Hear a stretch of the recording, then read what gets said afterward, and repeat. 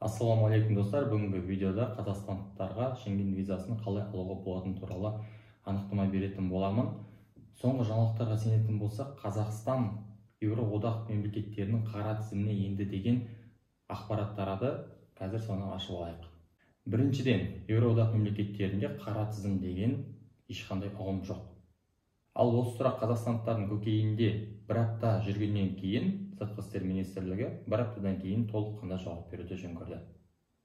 Ашып айтқанда, виза алу процесінде ешқандай өзгеріс жоқ. Бұрын қандай құжаттарды жинасаңыз, қазір де дәл солай, және күту мерзімі де дәл солай болып қала береді. Бұл орайда мен осы тексеріс кімге қатысты болады десем, алаяқтарды келтіре аламын. Себебі олар осыған дейін емін-еркін адамдарды алдап, шетел аралап жүрсе, енді осы орайда олардың кіріп шығуына қатаң тыйым салынады деген ойдамын. Ал енді бас тақырыпқа оралайық, Шенген визасын қалай аламыз? Яғни біздің жағдайда ол отбасылық адамдарға, яғни 2 ересек адам және 2 кішкентай балаға Шенген визасын алу процесі қалай жүреді? Жалпы алғанда Шенген аумағына 26 ел кіреді.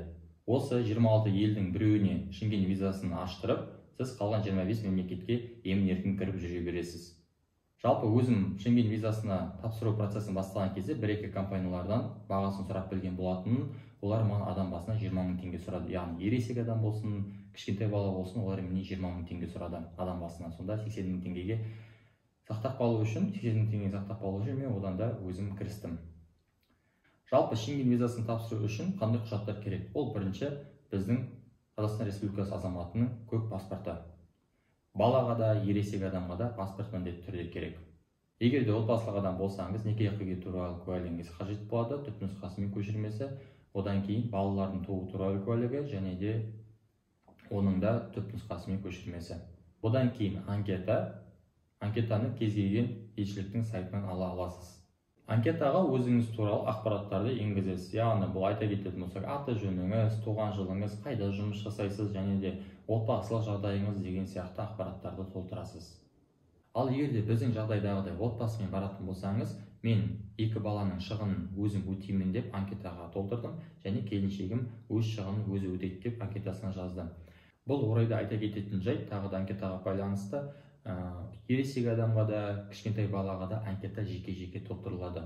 Және яғни сіз кәмелет жасқа толмаған балаларыңыз болса, ол балаларды елшілікке тасымай-ақ өзіңіз олардың орнына, анасы немесе әкесі олардың орнына құжаттарын өткізе алады. Келесі құжатымыз ол бізде медсақтандыру. Медсақтандыруды жалпы өзім кез келген мемлекетке шығатын болсаңыз, яғни ол мемлекет сізден сақтандыруды талап етпесе де жасатып алуға кеңес беремін. Жалпы Шенген визасына қандай медсақтандыру керек? Бұл жерге, яғни медсақтандырудың сомасы 30 мың евродан кем болмау керек. Бұл деген сіздің счетыңызда 30 мың евро болу керек дегенді білдірмейді. Бұл 30 мың евро сіздің қандайда бір оқыс жағдайда тап болғанда шығыныңызды тек қана 30 мың евроға дейін шығыныңызды өтеп бере алады осы сақтандырумен.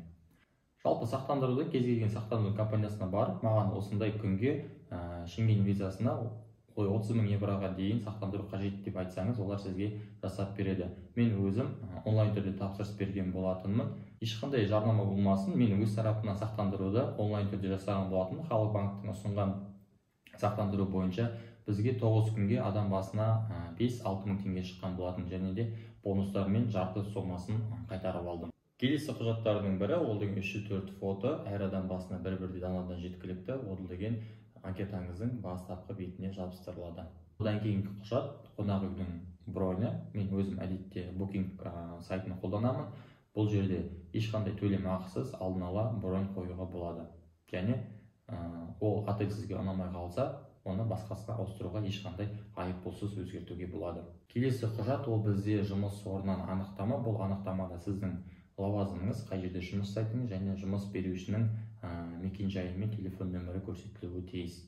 Ал егер де сіз студент болсаңыз, деканаттан барып, студент оқып жатыр деген анықтама алып барасыз.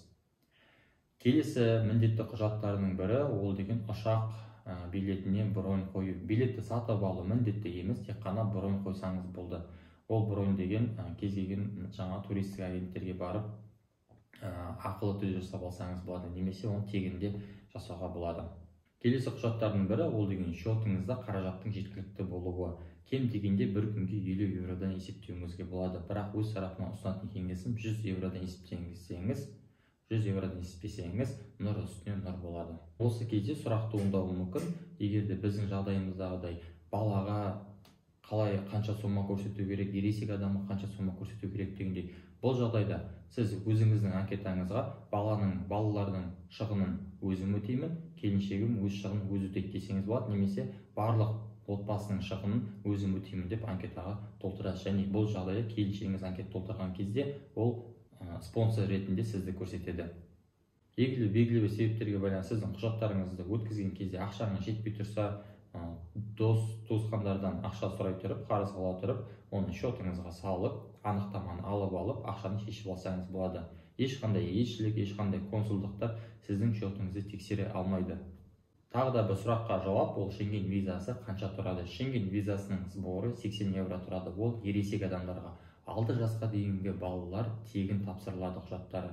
Және 6 жастан 12 жасқа дейін, қателеспесем, 40 евро болуы керек. Егер де видеода айтылған ақпараттар қызықты немесе пайдалы болса, лайк басып, комментарий қалдыруды ұмытпаңыздар.